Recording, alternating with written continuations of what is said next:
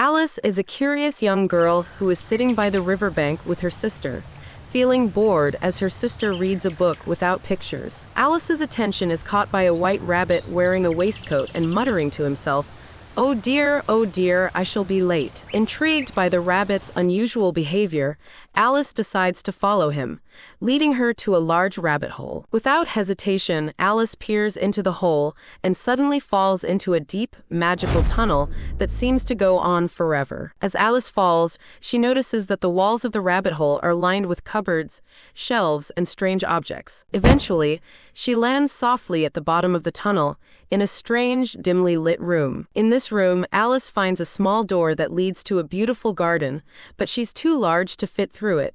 She also discovers a key and a bottle labeled "Drink Me." After drinking from the bottle, Alice shrinks to a size small enough to fit through the door, but realizes she left the key on the table, now out of reach. She finds a cake labeled "Eat Me," which causes her to grow to an enormous size.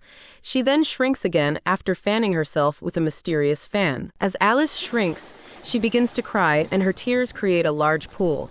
Once small enough, she swims in her own tears and encounters a group of animals, including a mouse. They all try to dry off by running a caucus race, where everyone runs in a circle and there is no clear winner. Continuing her adventure, Alice arrives at the White Rabbit's house, where she grows uncontrollably after drinking from another mysterious bottle. The rabbit mistakes her for his maid and orders her to fetch his gloves. As she grows, she becomes stuck in the house, causing chaos until she finds a way to shrink again and escape. Alice encounters a blue caterpillar sitting on a mushroom, smoking a hookah.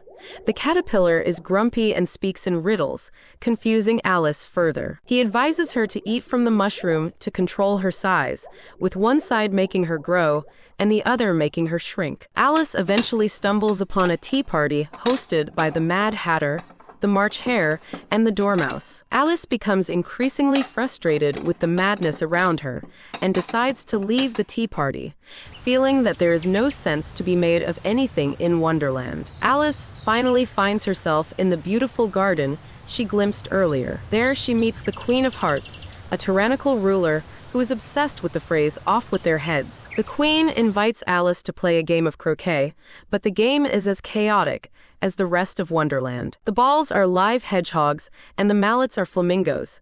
The rules constantly change and the game descends into chaos, much like everything else in this strange world. Alice also meets the Mock Turtle and the Griffin, who tell her strange sad stories and sing nonsensical songs. Alice is suddenly called to attend a trial, where the Knave of Hearts is accused of stealing the Queen's tarts. The courtroom is filled with Wonderland characters, and the trial is a complete farce, with nonsensical evidence and illogical proceedings. As the trial progresses, Alice begins to grow larger again, and she becomes more confident. She defends herself against the absurd accusations, challenging the Queen and her court. Eventually, Alice declares that the court is just a pack of cards, and as she does, the cards rise up and attack her. Just as the cards are about to overwhelm her, Alice wakes up to find herself back on the riverbank, her sister still reading beside her. She realizes that her entire adventure in Wonderland was just a dream, though the memories of the strange characters and events linger in her mind. As Alice reflects on her adventure, she contemplates the strange world she visited and the peculiar characters she met. Though the events were bizarre, they have a lasting impact on her, sparking her imagination and curiosity about the world around her.